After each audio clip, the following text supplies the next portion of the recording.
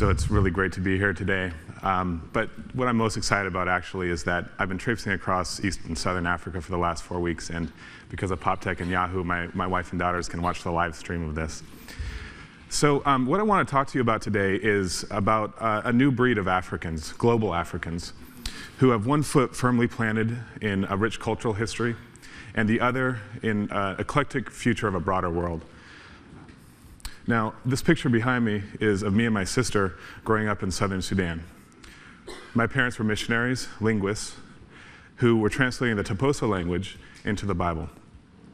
I grew up mixing the life of American Christian values with those of a childhood spent in the African bush, learning about community, patience, and loyalty. So I'm born of two cultures, yet I'm actually not of either. And it's this dichotomy that colors my vision of the world. It's what allows me to look into the face of abject poverty and inexcusable mismanagement in Africa and still see innovation, change, and hope brewing. It's what makes me realize that all the negative things that the West sees about Africa can be both our greatest challenge and that which will allow us to challenge the great. One such example of that is Ushahidi. Ushahidi means testimony in Swahili, and it was an organization that I co-founded with a number of other Kenyans earlier this year. In the midst of the violence and destruction that swept across Kenya, somewhat unexpectedly, we launched a website in the very first week that allowed any Kenyan to tell their story, to say what was happening in their area. It looked like this. It was very simple and rudimentary, but it allowed anybody with a mobile phone to send in messages of what was happening around them.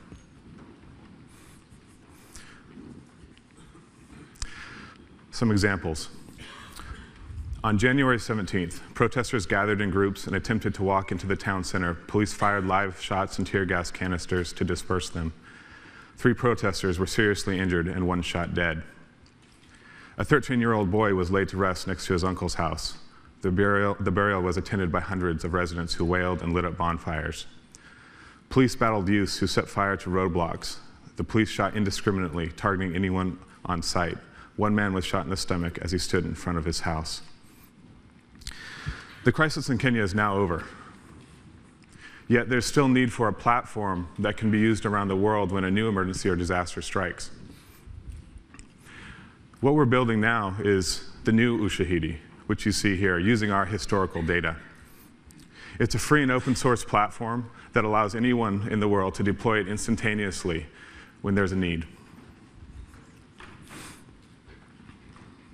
It's a tool that can help detect new crises before they happen, that empowers ordinary people to change the status quo, and a tool that saves lives and speeds recovery efforts.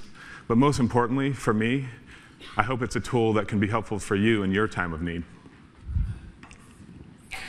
Now, I also have other hobbies and projects, one called AfriGadget, which allows me to travel around the world and see travel around the continent and see entrepreneurs doing things that you just don't see normally.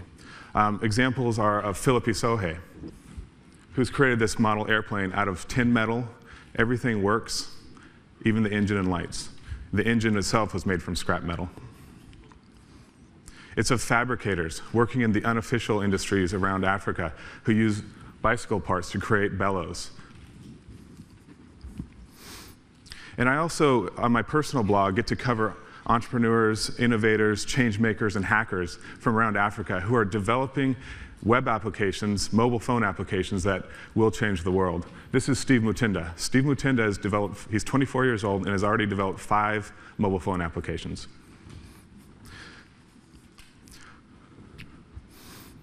One day soon, well, Africa is changing, and it's technology that's leading this evolution.